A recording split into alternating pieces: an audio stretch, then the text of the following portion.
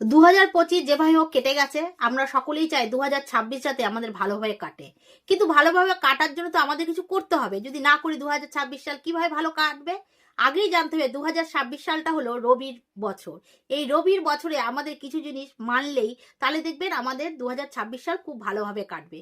প্রথমেই কি করতে হবে? প্রথমেই যেটা করতে হবে, এই রবির বছর মানে এই 2026-এ আপনারা কালো কাপড়টা যত কম পারবেন তত কম পরবেন। কেন? কালো রং মানে সূর্যদেব পছন্দ করে না। কেন?